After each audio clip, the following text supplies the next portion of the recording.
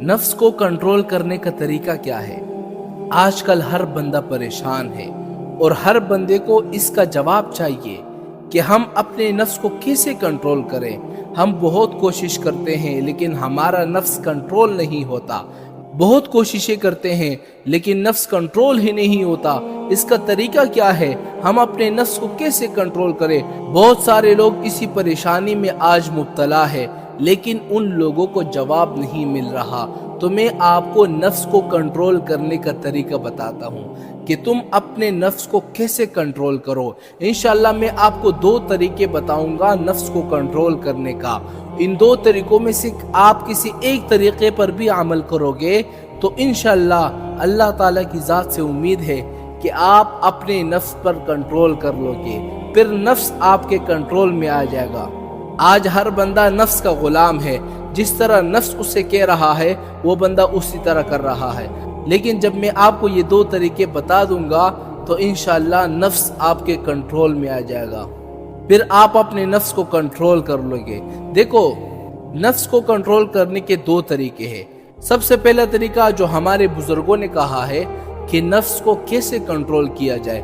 देखो, नफ्स को कंट्रोल करने का तरीका ये है कि तुम लोग अपने नफ्स के खिलाफ चलो। क्या मतलब? यानी अपने नफ्स के साथ जिद करो।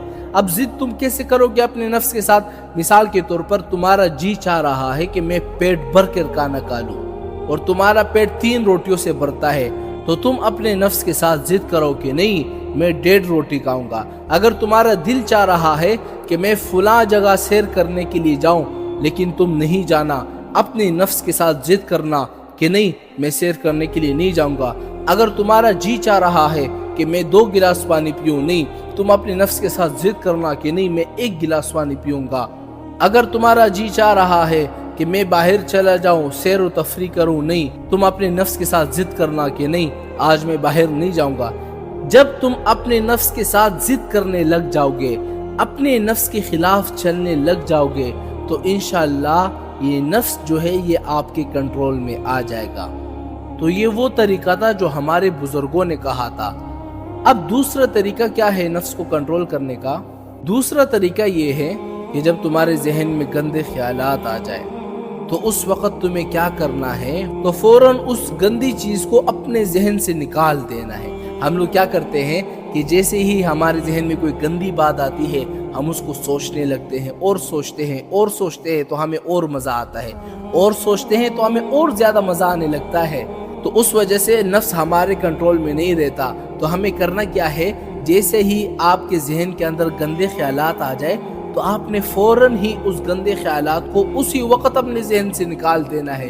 तो इससे क्या हो जाएगा, आपका नफ्स आपके कंट्रोल में आ जाएगा। तो ये 2 तरीके थे नफ्स को कंट्रोल करने का। इंशाल्लाह अगर आप इन दोनों बातों पर अमल करेंगे तो इंशाल्लाह आपका नफ्स कंट्रोल में आ जाएगा।